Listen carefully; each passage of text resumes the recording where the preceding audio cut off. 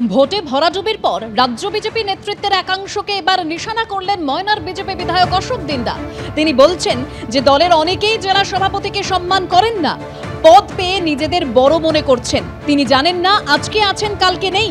হলদিয়ায় দলীয় অনুষ্ঠানে মন্তব্য ময়নার বিজেপি বিধায়কের। কি বলেছেন তিনি রাখবো আপনাদের সামনে।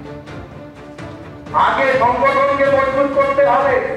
সংগঠনের যারা নেতৃত্ব আছে, যারা একটু উপরে আছে, তাদেরকে সম্মান করতে হবে। জেলা সভাপতিকে সম্মান করে না, এখানে বিধায়ককে সম্মান করে না। কারণ আজকে 3 বছর হলো এখানে সভাপতিকে কেউ সম্মান করে না, এখানে কেউ এক রাজ্য সভাপতিকে সম্মান করে না, এক জেলা সভাপতিকে কেউ সম্মান করে না, কেউ বার্তাই যায় না। আমি সব এখন আমি পোস্ট পেয়েছি, যতদিন আমার সাংগঠনিক পোস্ট থাকে আমি লাঠি ঘুরাবো। এটা করলে চলবে না, সবাইকে সমান মর্যাদা দিতে হবে। আমি মনে করি যেটা এই রাজ্যে এই জেলাতে সেটা হচ্ছে না।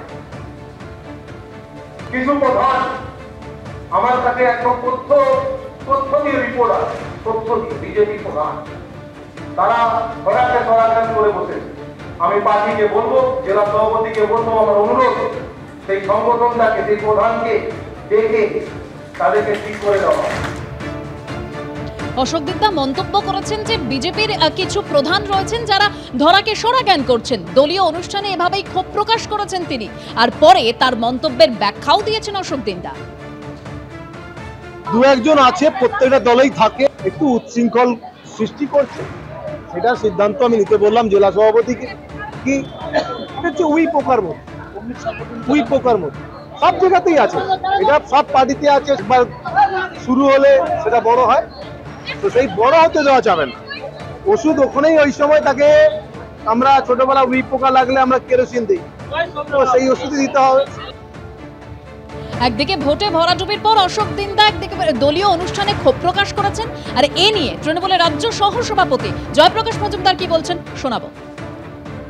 বিজেপির বাইরে কি রাজনীতি করবে সেটা নিয়েই প্রশ্ন, কারণ অভ্যন্তরে এত গন্ডগোল, কোন নেতাকে সহ্য করতে পারেন না।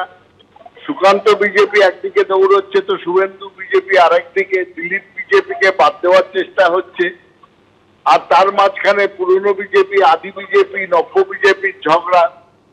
এবং সব থেকে বড় কথা, বিজেপির কর্মীদের, নিজেদের নেতাদের উপরেই কোনো ভরসা নেই।